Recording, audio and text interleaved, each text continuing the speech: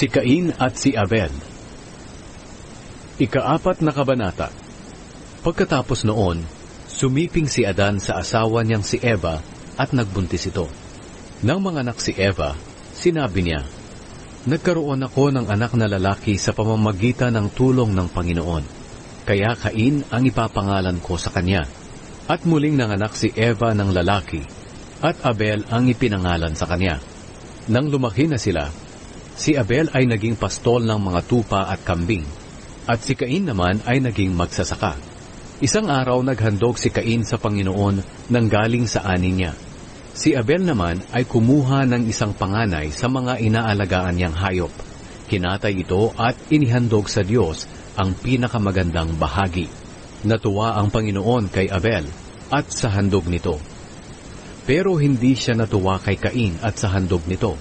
At dahil dito, sumimangot si Cain at labis ang kanyang galit. Kaya tinanong siya ng Panginoon, "Ano ba ang ikinagagalit mo? Bakit ka nakasimangot? Kung mabuti lang ang ginawa mo, maligaya ka sana. Pero mag-ingat ka, dahil kung hindi mabuti ang ginagawa mo, ang kasalanan ay maghahari sa iyo. Sapagkat ang kasalanan ay katulad ng mabagsik na hayop na nagbabantay sa iyo para tuklawin ka. Kaya kailangang talunin mo ito." Isang araw sinabi ni Cain kay Abel, "Halika, pumunta tayo sa bukid." Nang naroon na sila, pinatay ni Cain ang kapatid niyang si Abel. Pagkatapos, nagtanong ang Panginoon kay Cain, "Nasaan ang kapatid mo?" Sumagot si Cain, "Ewan ko, hindi ko alam kung nasaan siya. Bakit ako ba ang tagapagbantay niya?" Sinabi ng Panginoon kay Cain, "Ano ang iyong ginawa? Ang dugo ng kapatid mo'y parang tinig na nagmamakaawa. Naparusahan ko ang taong pumatay sa kanya. Dahil sa ginawa mo, isusumpa ka. Mula ngayon, hindi ka na makakapagsaka sa lupa na sumipsip ng dugo ng iyong kapatid na pinatay mo. Kahit magtanim ka pa, ang lupa ay hindi na magbibigay sa iyo ng ani. At wala kang pirmihang matitirhan, kaya magpapagala-gala ka kahit saan." Sinabi ni Cain sa Panginoon, "Napakabigat ng parusang ito para sa akin. Itinataboy ninyo ako ngayon sa lupaing ito at sa inyong harapan. Wala na ako matitirhan, kaya kahit saan na lang ako pupunta. At kung may makakakita sa akin, tiyak na papatayin niya ako." Pero sinabi ng Panginoon kay Cain, "Hindi iyan mangyayari sa iyo, sapagkat ang sino mang papatay sa iyo ay gagantihan ko ng 7 beses. Kaya nilagyan ng Panginoon ng palatandaan si Cain, para hindi siya patayin ng kahit sinong makakakita sa kanya. Pagkatapos, lumayo si Cain sa Panginoon, at doon tumira sa lugar ng Nod, sa bandang silangan ng Eden. Ang mga lahi ni Cain. Sumiping si Cain sa asawa niya. Nagbuntis ito at nanganak ng lalaki, at pinangalanan nila siyang Enoch.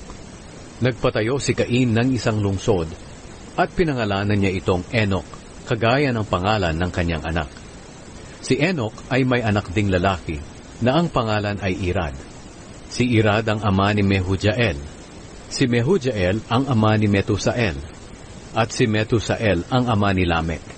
Si Lamek ay may 2 asawa, na sina Ada at Zila. Ipinanganak ni Ada si Jabal, na siyang pinagmulan ng mga tao na nakatira sa mga tolda, na nag-aalaga ng mga hayop.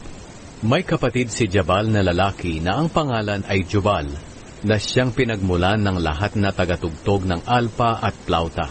Si Zila ay nagkaanak din ng lalaki, na ang pangalan ay Tubal-Cain.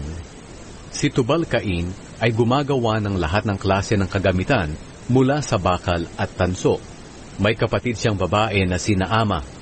Isang araw, sinabi ni Lamek sa 2 niyang asawa, "Ada at Sila, mga asawa ko, pakinggan niyo ako.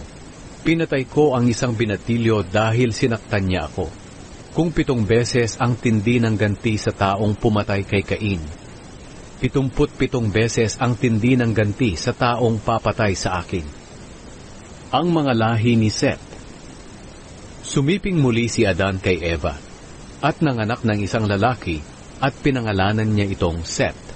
Sinabi niya, Muli akong binigyan ng Diyos ng anak na lalaki bilang kapalit ni Abel na pinatay ni Cain.